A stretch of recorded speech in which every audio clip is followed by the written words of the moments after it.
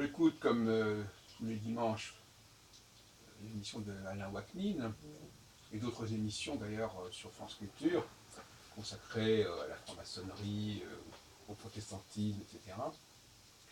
Et donc ça m'inspire quelques réflexions, bien évidemment. Alors je commencerai par le fait que j'ai fait ma première thèse de doctorat avec Georges Weida. Et Georges Weida, dont on parlait justement ce matin, est né à Budapest et il a fait ses études au séminaire israélite de Budapest. Et l'école de Budapest s'intéressait beaucoup au folklore, aux traditions, aux superstitions. Et il n'est pas étonnant que Weida ait donc trouvé intéressant de diriger une thèse de doctorat sur l'astrologie dans le monde juif. Ça faisait écho à une certaine culture universitaire, ou judaïque en tout cas, consacrée à l'examen des croyances populaires. Et donc j'ai soutenu en 1979 ma thèse avec Vajda, qui est mort d'ailleurs pas très longtemps après, malheureusement. Il était né en 1908, je crois. Il est mort pas si vieux que ça, finalement, à 70 ans et quelques. Et d'ailleurs, sa femme s'intéressait beaucoup à l'astrologie, et souvent je venais le voir rue Saint-Placide pour parler d'astrologie avec son épouse, Rose Weida. Toujours est-il que j'ai soutenu cette thèse, qui a été publiée en 1985 à Milange, édition Arquet, sous le titre « Le monde juif et l'astrologie ». Alors ce qui est intéressant, c'est la dialectique entre culture populaire et culture savante. Parce qu'il y a, avec Weida, dans mon livre, je n'agis peut-être pas suffisamment, je ne me souviens plus, il y a une astrologie populaire, il y a des croyances populaires qu'on retrouve d'ailleurs dans le Talmud, et puis il y a une astrologie savante en Espagne, avec notamment Abraham Ibn Ezra, dont j'ai traduit sous la direction de Weida pour ma maîtrise d'hébreu en 1976, le Réchit Rochma, le commencement, ou plus exactement le Sefer HaTe'amim, puisque le Réchit Rochma, je l'ai publié par ailleurs, mais c'était simplement une adaptation de l'ancien français du XIIIe siècle. Par contre, le Réchit Rochma, le Sefer HaTe'amim, le livre des fondements, le livre des raisons, m'a beaucoup intéressé.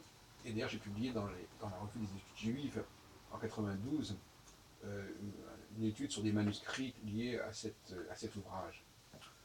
Mais effectivement, le grand problème qui se pose pour l'appréhension de la place de l'astrologie dans notre société, c'est de savoir si ce qui est l'astrologie savante a plus de valeur que ce qui est l'astrologie populaire. Alors, posé comme ça peut paraître un peu provocateur, mais d'une certaine façon, l'astrologie, comme on dit, le mieux est l'ennemi du bien.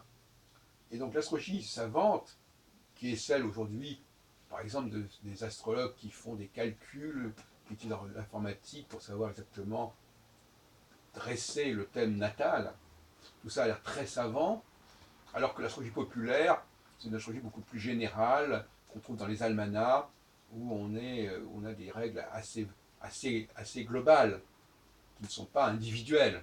C'est l'astrologie, par exemple, des journaux, de la presse, par opposition à l'astrologie savante, qui serait l'astrologie des cabinets d'astrologues, etc. En réalité, j'aurais plutôt tendance à inverser la problématique. C'est-à-dire qu'on pourrait se demander si cette astrologie savante n'est pas hérétique, en fin de compte, par rapport à l'astrologie. Elle n'est pas en train de la psychologiser, alors que l'astrologie est peut-être plutôt sociologique. Voilà le débat, parce qu'en fin de compte, l'astrologie populaire est plus de l'ordre de la sociologie, de l'ordre de règles générales. Et l'astrologie savante est plus de l'ordre de la psychologie et de l'étude de particularités. Bon, or, du point de vue scientifique, tout ce qui est l'étude de particularités s'apparenterait d'une certaine manière soit à la pathologie, soit à la divination, qui d'ailleurs est en rapport avec la pathologie. Donc tout ce qui est l'étude de cas spécifiques est un petit peu déviant. Ce sont des excroissances, des exceptions par rapport à la norme, et à partir de ce moment-là, c'est un peu, à mon avis, marginal. Ça ne veut pas dire, bien entendu, que je validerai, entérinerai l'astrologie populaire. Elle a aussi certaines particularités qui ne me conviennent pas, mais néanmoins, cette recherche de simplicité, déjà, de loi générale, me paraît plus scientifique que cette étude des cas spécifiques. Donc déjà, j'ai une certaine affection pour l'astrologie populaire, même quand elle erre par certains côtés, quand elle se perd dans les études sur le zodiaque, mais néanmoins, l'idée, par exemple, bon, Nostradamus, par exemple, est-ce qu'il appartient à l'astrologie populaire ou à l'astrologie savante? Il est un peu entre les deux, parce qu'il faisait quand même des almanachs. Les almanachs étaient lus par un public assez large. Ce n'est pas la même chose que les études de thèmes en cabinet. Ce qu'il faisait aussi par ailleurs, il avait des clients, on a toute sa correspondance à ce sujet. Donc l'almanach est un petit peu un intermédiaire entre l'astrologie populaire et l'astrologie savante. Parce que ceux qui faisaient l'almanach, comme Stramus, ils faisaient les choses à partir de données astronomiques très précises. De même que d'ailleurs dans la presse, dans les colonnes, comme on dit, astrologiques, horoscopiques, même s'il y a parfois des journalistes qui écrivent un peu n'importe quoi, il y a aussi beaucoup d'astrologues qui obéissent à un certain nombre de règles très, très précises sur les transits des planètes à un moment donné, par rapport au thème par rapport non pas au thème natal, mais par rapport au signe natal. Ils mettent en place aussi un système de maisons, ce qu'on appelle les maisons solaires, qui se calculent non pas à partir de l'ascendant, mais à partir du signe solaire, etc. etc. Donc c'est plus compliqué que cela. Mais l'idée, c'est pour ça que l'astrologie mondiale, quelque part, elle est populaire aussi, d'une certaine façon, l'astrologie mondiale.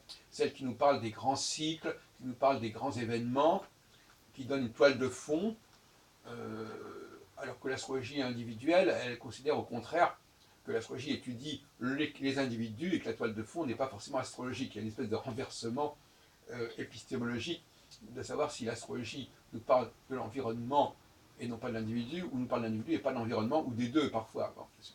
Et par conséquent, on s'y perd un petit peu, et il me semble que l'idée d'une lune qui passe par un certain nombre de temps successifs, ou d'un soleil qui passe par un certain nombre de signes successifs, elle a quelque chose épistémologiquement de viable.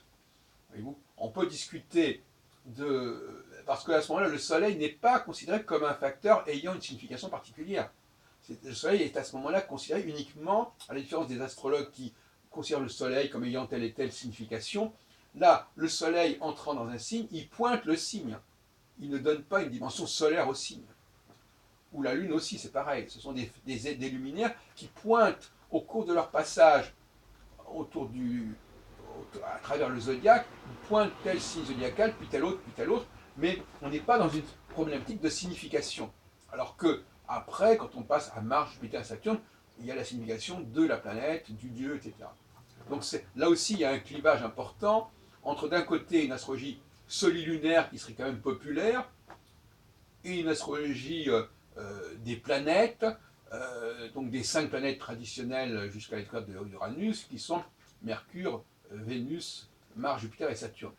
Et là, effectivement, ce ne sont plus des pointeurs, ce sont des pointés.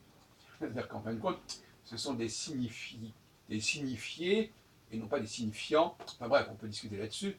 Mais je veux dire par là qu'il y a là une sorte de clivage intéressant entre des luminaires qui sont des pointeurs qui désignent successivement les signes zodiacaux et les planètes qui sont elles-mêmes porteuses de sens, ce qui crée un problème parce qu'elles sont à la fois porteuses de sens et à la fois elles passent à travers les signes zodiacaux.